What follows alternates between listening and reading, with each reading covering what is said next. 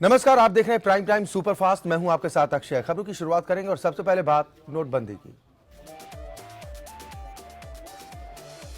नोटबंदी के बाद विपक्ष लगातार केंद्र सरकार पर निशाना साध रहा है। वहीं गुरुवार को संसद की कार्रवाई भी ठप रही। गुरुवार को विपक्षी दलों के सभी नेता राष्ट्रपति से मिले और संसद में बिल पास कराने को लेकर शिकायत की। उन्होंने अपनी शिकायत में राष्ट्रपति को बताया कि सरकार ने बिना किसी चर्चा के आयकर संशोधन बिल पास कराया। इस प्रकार की कार्रवाई से लोगों में डर व्याप्त होता है। बिल को बिना कोई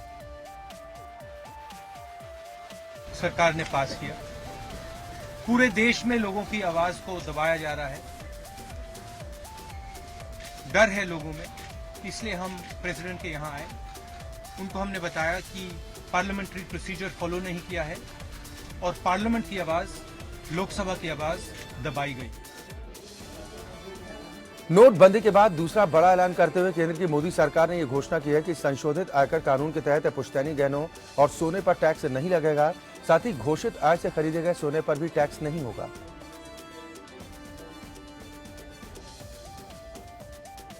सरकार ने घर में सोना रखने की सीमा तय कर दी है। सरकार ने कहा कि आयकर जांच के दौरान विवाहित महिला के पास 500 ग्राम सोना, अविवाहित महिला के पास 250 ग्राम सोना और पुरुषों के पास उपलब्ध 100 ग्राम तक के स्वर्ण आभूषणों की जब्ती नहीं की जाएगी। सरकार ने 500 के पुराने नोट की मियाद को घटाकर 2 दिसंबर तक कर दिया है। पेट्रोल पंप और हवाई अड्डों पर 500 के पुराने नोट सिर्फ कल तक ही चल पाएंगे। पहले यह वक्त 15 दिसंबर तक था।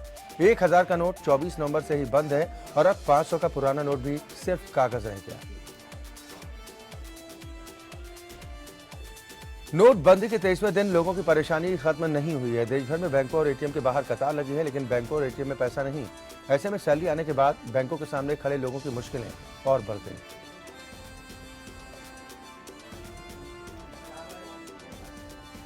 नोटबंदी पर संसद में हंगामे के कारण दोनों सदन शुक्रवार तक के लिए स्थगित कर दिए गए। विपक्ष लगातार संसद में प्रधानमंत्री मोदी के बयान की मांग कर रहा है। पीएम मोदी आज राज्यसभा में मौजूद थे और उनकी मौजूदगी में ही यह हंगामा होता रहा, जिसके चलते कार्रवाई को दिन भर के लिए स्थगित करना पड़ा। पश्चिम बंगाल की मुख्यमंत्री ममता बनर्जी के प्लेन में ईंधन कम होने का मामला संसद में उठा। टीएमसी के सुदीप बंदोपाध्याय ने कहा कि ममता की जान को इससे खतरा हो सकता था। ये एक साजिश थी। इसके बाद इस मामले की जांच को लेकर लोकसभा और राज्यसभा के दोनों सदनों में जमकर हंगामा हुआ। हालांकि शीतकालीन सत्र के दौरान एक भी दिन संसद ठीक से नहीं चल पाई।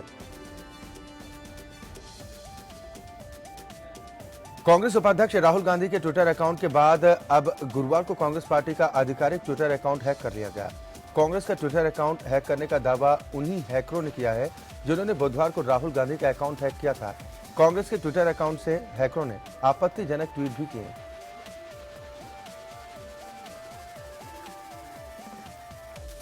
जम्मू कश्मीर के अनंतनाग में सेना की पेट्रोलिंग पार्टी पर आतंकी हमला हुआ है। आतंकियों ने अनंतनाग में इरू शाहबाग में सेना के दल पर हमला किया। हमले के बाद सुरक्षा बलों ने पूरे इलाके को घेर लिया। सुरक्षा बलों के ऑपरेशन में एक आतंकी भी मारा गया। हमले के बाद सुरक्षा बलों ने पूरे इलाके में कॉम्बिंग ऑपरेशन शुरू किया।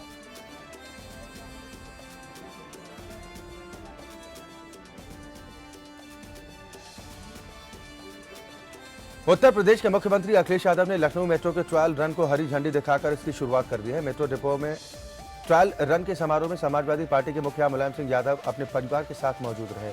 मुख्यमंत्री ने खुद मेट्रो रेल की चाबी महिला पायलट को सौंपी। अखिलेश ने इस मौके पर कहा कि इस परियोजना को समय से पूरा करना चुनौती थी। समय से पहले ये पूरी हुई है और इस परियोजना ने देश के समक्ष एक मिसाल कायम की।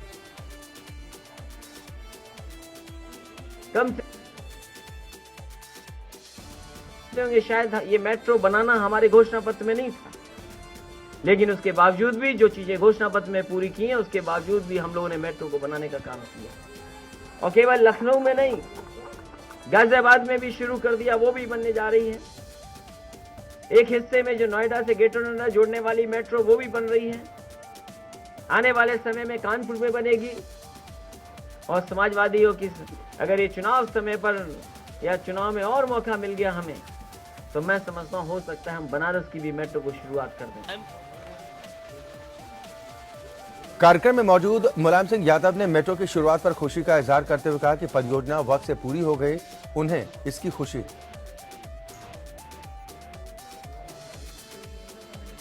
खुशी है जो संकल्प लिया था, जो हमने कहा था, उसको पूरा किया। इसे एमडी साहब के सभी सहयोगियों को और हमारे उत्तर प्रदेश के सभी अधिकारी इनको धन्यवाद देते हैं, मंत्रियों को धन्यवाद देते हैं, समय सहयोग करके ये मेट्रो समय पर बढ़ गया। ये पहला उदाहरण है, और भी उदाहरण है। हमारा आजम साहब जानते हैं कि समाजवादी पार्टी की कथनी उत्थनी में कोई भेद नहीं। लखनऊ मेट्रो का अगले 2 महीने तक आपको बता दें कि ट्रायल चलना है, जबकि आम लोगों के लिए फरवरी अंत में लखनऊ मेट्रो खुल सकती है। पहले चरण में ये ट्रांसपोर्ट नगर से चौधरी चरण सिंह ट्रांसपोर्ट नगर, कृष्णा नगर, आलमबाग बस स्टैंड, चारबाग तक चलेगी। मौजूदा समय में ये मेट्रो 4 कोच के साथ 6 किलोमीटर का ट्रायल रन करेगी।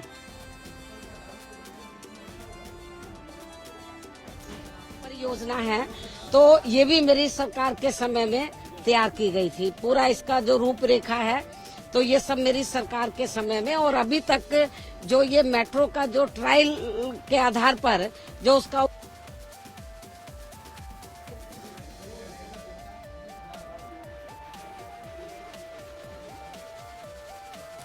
रिलायंस के चेयरमैन मुकेश अंबानी ने जियो के उपभोक्ताओं के लिए बड़े ऐलान किए हैं। उन्होंने नए साल के मौके पर नए और पुराने ग्राहकों को 31 मार्च 2017 तक इंटरनेट फ्री देने का ऐलान किया।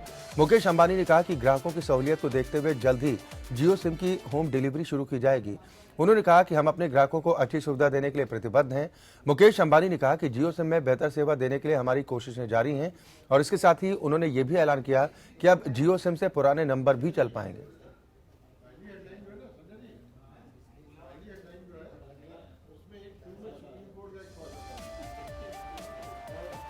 इलाहाबाद हाईकोर्ट ने अपने फैसले में कहा कि शादीशुदा लोगों का किसी दूसरे के साथ लिव इन रिलेशनशिप में रहना पूरी तरह गैर कानूनी और सामाजिक अपराध है।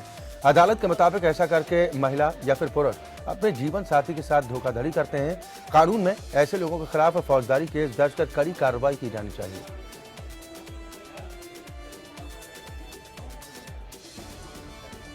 अदालत ने अपने फैसले में कहा है कि सुप्रीम कोर्ट के फैसले के मुताबिक सिर्फ सिंगल यानी कि कुंवारे, तलाकशुदा, विधवा या फिर विधुर ही किसी के साथ लिव इन रिलेशनशिप में रह सकते हैं।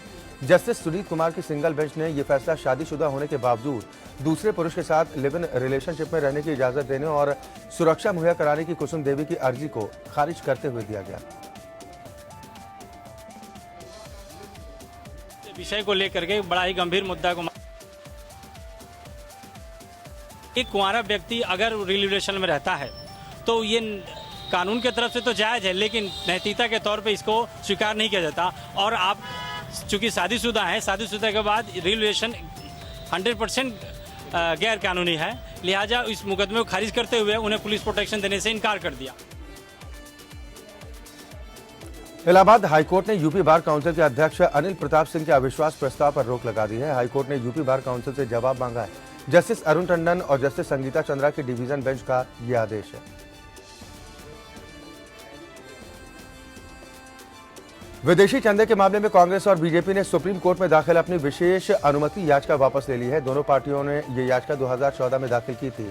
दोनों ही पार्टियों ने सुप्रीम कोर्ट में कहा कि वो अब ये देखना चाहते हैं कि विदेशी चंदा नियमन अधिनियम में 2010 में संशोधन का इस मामले पर क्या प्रभाव पड़ेगा।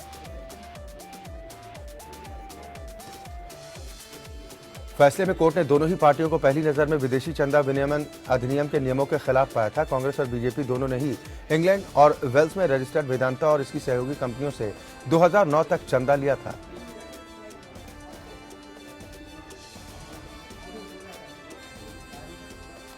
भारतीय अदालतों में जजों की नियुक्ति को लेकर नरेंद्र मोदी सरकार और सुप्रीम कोर्ट के बीच तकरार थमने का नाम नहीं ले रही। एक बार फिर बुधवार को केंद्र सरकार ने आंकड़ों के हवाले से जजों की नियुक्ति में देरी के लिए सुप्रीम कोर्ट को जिम्मेदार ठहराया।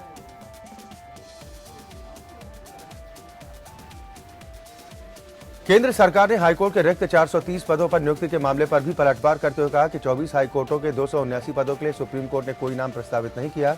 इससे पहले 26 नवंबर को सुप्रीम कोर्ट के मुख्य न्यायाधीश जस्टिस टी एस ठाकुर और देश के कानून मंत्री रविशंकर प्रसाद ने एक समारोह में एक दूसरे पर हमला किया था।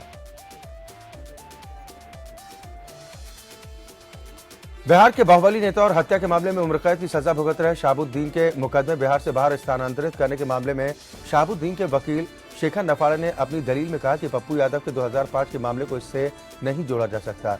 उन्होंने कहा कि किसी कैदी को एक राज्य से दूसरी जेल में ले जाने के लिए केवल न्यायिक आदेश काफी नहीं, इसके लिए कानून होना चाहिए।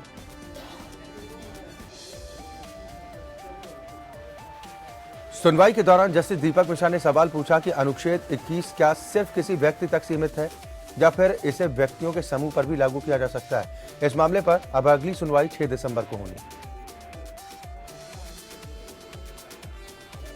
सुप्रीम कोर्ट में मरीजों पर दवाओं के प्रायोगिक परीक्षण के बारे में जनहित याचिका दाखिल की गई। संसदीय समिति ने ऐसे परीक्षणों को अनैतिक और अनुचित बताया था। सुप्रीम कोर्ट में मामले की सुनवाई के दौरान याचिकाकर्ता के वकील हरीश साल्वे ने कहा कि कोर्ट के लिए संसदीय समिति की रिपोर्ट को मानना जरूरी नहीं।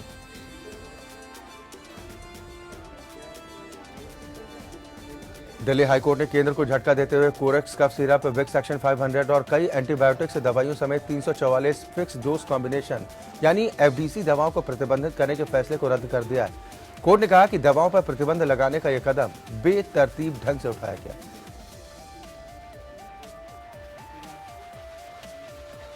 जस्टिस राजीव सहाय इंडलॉ ने फिक्स्ड डोज कॉम्बिनेशन दवाओं को प्रतिबंधित करने संबंधी केंद्र की 10 मार्च की अधिसूचना के खिलाफ Pfizer, Glenmark, Procter and Gamble, Cipla जैसी कई कंपनियों समेत कई समूहों द्वारा दायर 454 याचिकाओं पर यह कहा है कि केंद्र ने औषधि और प्रसाधन अधिनियम के प्रावधानों के तहत यह फैसला नहीं किया।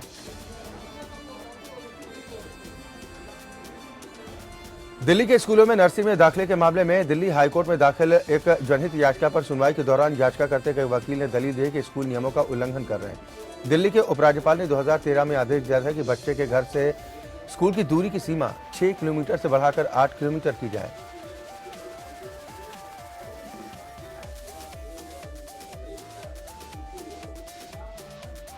याचिकाकर्ता ने अदालत में कहा कि प्रतिवादी पूछे गए सवालों का जवाब न देकर मामले को जानबूझकर लटका रहे हैं। इस पर अदालत ने प्रतिवादी स्कूलों को नोटिस जारी किया।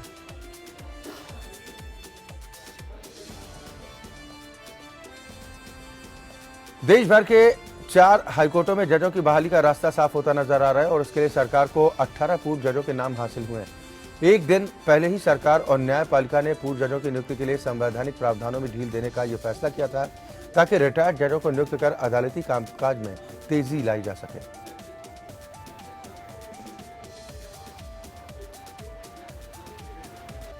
रिलायंस के चेयरमैन मुकेश अंबानी ने जियो के उपभोक्ताओं के लिए बड़े ऐलान किए हैं। उन्होंने नए साल के मौके पर नए और पुराने ग्राहकों को 31 मार्च 2017 तक इंटरनेट फ्री देने का ऐलान किया है।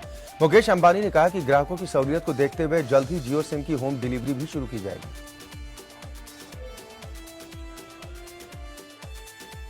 Of December 2016, every new Jio user will get Jio's data, voice, video and the full bouquet of Jio applications and content absolutely free till 31st March 2017.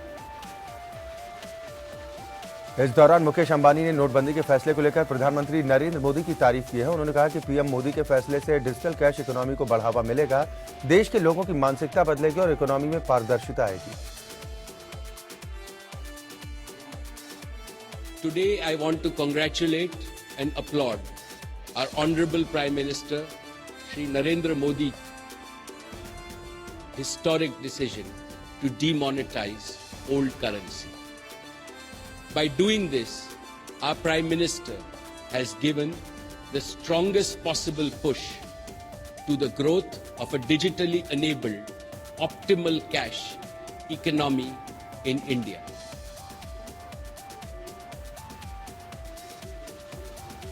Mission 2017 की तैयारियों के चलते बीजेपी की 4 दिसंबर को हरिद्वार पहुंचने वाली परिवर्तन यात्रा को लेकर बीजेपी कार्यकर्ताओं ने कमर कस ली है। इस क्रम में मेयर मनोज गर्ग ने चंद्राचार्य चौक से झंडी दिखाकर शहर में पहुंचने वाली बीजेपी की परिवर्तन यात्रा की जागरूकता के लिए तीनों मंडलों में रथ रवाना किए। अपना स्पष्ट कर चुकी है, चुनाव में आने वाली है। हमारे जितने भी विधायक जिनको टिकट दिया जाएगा पार्टी के स्तर से, वो 45 से अधिक संख्या में जीतने वाले हैं और निश्चित रूप से जो भ्रष्टाचार और अराजकता और जो एक डर का माहौल जनता के अंदर इसने पैदा किया कांग्रेस ने, उसका सुपड़ा साफ होने वाला है। आगामी विधानसभा चुनाव में टिकट पाने की होड़ मची है। पौड़ी की चबट्टा खाल विधानसभा सीट के लिए बीजेपी से पार्टी टिकट के लिए जहां अब तक बीजेपी के पूर्व प्रदेश अध्यक्ष तीरथ सिंह रावत और बीजेपी नेता कविंद्र इस्तेवाल के बीच खींचतान का सिलसिला जारी था, तो वहीं अब इस सीट के लिए बीजेपी से एक और दावेदार ने चुनाव लड़ने का मन बना लिया। तीसरे दावेदार के तौर पर जयप्रकाश सेमवाल भी अपनी भागीदारी जता रहे हैं। लोकतंत्र में हर व्यक्ति को भारतीय जनता पार्टी का एक कार्यकर्ता हूं, प्रबुद्ध संयोजक प्रबुद्ध प्रकोष्ठ का मैं प्रदेश संयोजक रह चुका हूं। इस समय प्रदेश कार्यकारिणी का सदस्य हूं और कंधे से कंधे मिलाकर परिवर्तन रैली में शरीक हो रहा हूं। मेरे को विश्वास है कि जिसको भी टिकट मिलेगा वो पार्टी उसका जिसका भी समर्थन करेगी, सब लोग साथ में रहेंगे। बॉलीवुड अभिनेत्री सनी लियोनी का मानना है कि हालांकि मीडिया और लोग उनके बारे में कुछ भी चर्चाएं करते रहेंगे, लेकिन उनका नया ऐप उनके बारे में सही जानकारी देगा और उसके जरिए उनके प्रशंसक उनसे सीधे संपर्क कर पाएंगे।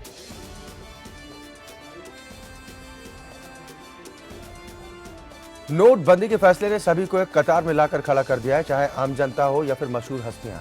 बॉलीवुड अभिनेता अनिल कपूर भी कल एटीएम से पैसे निकालने के लिए पहुंचे और कतार में खड़े नजर आए।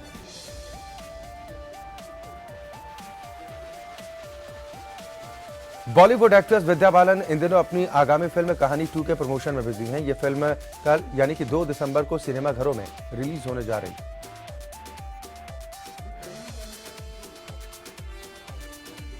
राष्ट्रीय पुरस्कार विजेता फिल्म संपादक और पटकथा लेखक अपूर्व वसानी का मानना है कि साल 2008 की रोमांटिक कॉमेडी फिल्म दोस्ताना के बाद से भारतीय समाज ने लंबा सफर तय किया है।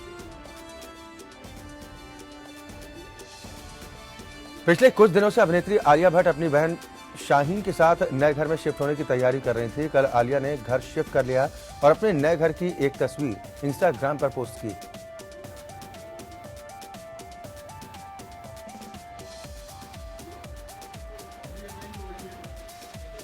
लोकसभा में गुरुवार को प्रश्नकाल में बीसीसीआई अध्यक्ष और बीजेपी सांसद अनुराग ठाकुर ने सरकार से पूछा है कि क्या अन्य कई देशों की तरह भारत में क्रिकेट में सट्टेबाजी को लीगल करने का कोई विचार।